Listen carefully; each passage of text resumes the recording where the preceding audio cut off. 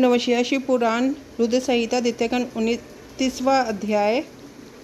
यज्ञशाला में सती का अपमान। ब्रह्मा जी बोले, हे नारद, दक्ष कन्या देवी सती उस स्थान पर गई जहाँ महान यज्ञोत्सव चल रहा था, जहाँ देवता, असुर और मुनि साधु संत अग्नि में मंत्रोच्चारण के साथ आहुतियाँ डाल रहे थे।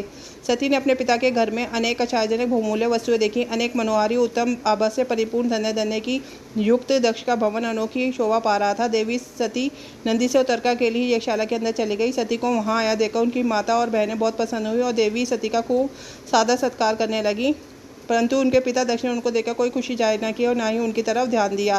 दक्ष के भय से ही अन्य लोगों ने भी देवी सती का आदर नहीं किया। सभी के व्यवहार में तिरस्कार देखकर देवी सती को बहुत आश्चर्य हुआ, फिर भी उन्होंने अपने माता पिता के चरणों में मस्तक झुकाया। देवी सती ने यज्ञ में सभी देवताओं को अलग अलग भाग देखा। जब सती को अपने पति भगवान शिव का भाग नहीं दिखाई दिया तो उन्हें बहुत क्रोध आया। अपमानित होने के कारण देवी सती दक्ष को लताड़ते हुए बोली, हे प्रजापति, आपने परम मंगलकारी भगवान शिव को इस यज्ञ में क्यों नहीं बुलाया, जिनकी उपस्थिति से ही सारा जगत पवित्र हो जाता है। भगवान शिव यज्ञवेताओं में श्रेष्ठ है, वही यज्ञ के अंग हैं, वही यजमान है।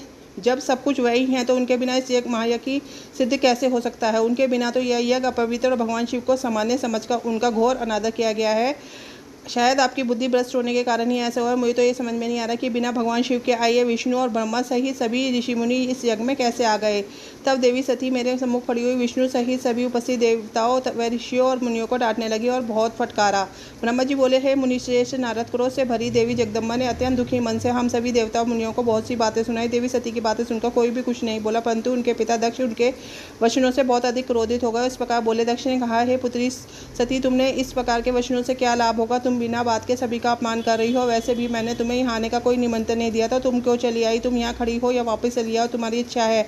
वैसे भी यहाँ उपस्थित सभी देवता, ऋषि, मुनि सब जानते हैं तुम्हारे पति शिव अमंगलकारी है। उन्हें वेदों से बहिष्कृत किया गया है। वह भूतों, प्रेतों और पिशाचों के स्वामी हैं। उन्होंने बहुत बुरा वेश धारण किया है, इसलिए मैंने रुद्र को इस महायज्ञ में नहीं बुलाया। मैंने बिना सोचे समझे ब्रह्मा जी के कहने में तुम्हारा विवाह उनसे कर दिया, नहीं तो शिव इस योग्य नहीं है कि उनसे किसी भी प्रकार का कोई संबंध बनाया जाए। अब तुम आई गई हो तो स्थान ग्रहण करो, आगे तुम्हारी जैसी इच्छा, हमारा कोई आग्रह नहीं है। दक्ष ये बातें सुनकर उनकी धोती सती ने अपने पति की बुराई करने वाले अपने पिता को देखा। उनके मन में रोष बढ़ गया, वह क्रोध से भर गई। तब वे मन में से विचार करने लगे, अब मैं शिव जी के सामने कैसे जाऊँगी। यदि किसी तरह उनके पास चली गई तो उनके द्वारा यह का समाचार पूछने पर क्या कहूँगी। यह सब सोचकर अपने पिता दक्ष से बोली, जो त्रिलोकीनाथ करुणा निधान महादेव जी की निंदा करता अथवा सुनता है वह हमेशा के लिए नरक में जाता है, अर्थात जब तक सूर्य चंद्रमा का स्थित है उसे नरक भोगना पड़ता है। इस प्रकार देवी सती को वहाँ आने पर बहुत पश्चाताप हो रहा था। अपने पति भगवान शिव की अवहेलना को वह सहन नहीं कर पा रही थी।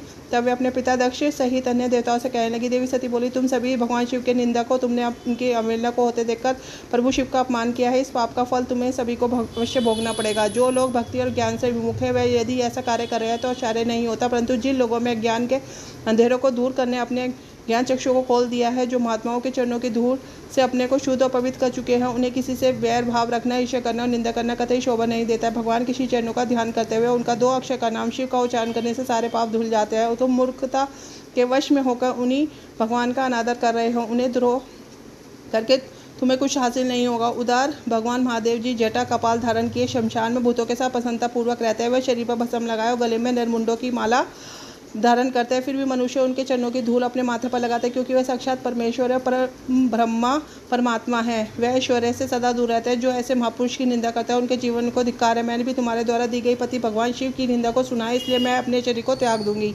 इस यज्ञ अग्नि में प्रवेश कर मैं भस्म हो जाऊंगी। मैंने अपने प्रिय पति भगवान शिव का अनादर देख भी लिया, उनके प्रति अपने पिता के कटु वचनों को भी सुन लिया है। अतः अब मैं इस जीवन में क्या करूँ। मैं इस समय पूर्णतः असमर्थ हूँ। इस यज्ञशाला में जो भी शक्तिमान सामर्थ्यवान पुरुष हो वह भगवान शिव की उपेक्षा करने वालों, उन्हें बुरा अमंगलबारी कहने वालों की जीव काट दे, तभी वह शिव निंदा सुनने के पाप से बच सकता है। जो ऐसा करने में समर्थ ना हो तो उसे अपने दोनों कानों को बंद करके यहाँ से तुरंत चला जाना चाहिए, तभी वह दोष मुक्त होगा। फिर देवी सती अपने पिता की ओर देखकर बोली कि जब मेरे महादेव जी तुम्हें मुझे आपके संबंध होने के कारण दक्ष यानी कहकर पुकारेंगे तो मैं कैसे कुछ कह पाऊँगी। हे पिताजी, आपने मेरे पति का घोर अपमान करके मुझे उनके सामने घर जाने लायक नहीं छोड़ा, इसलिए मेरे पास अब एक यही रास्ता शेष है। मैं आपके द्वारा प्राप्त इस घृणित शरीर का आपके सामने ही त्याग कर दूंगी। तत्पश्चात सती वहाँ उपस्थित सभी देवताओं से बोली कि तुम अपने करुणानिधि भगवान शिव की निंदा सुनिए, इसलिए तुम्हारे कर्मों का दुष्परिणाम तुम्हें अवश्य मिलेगा।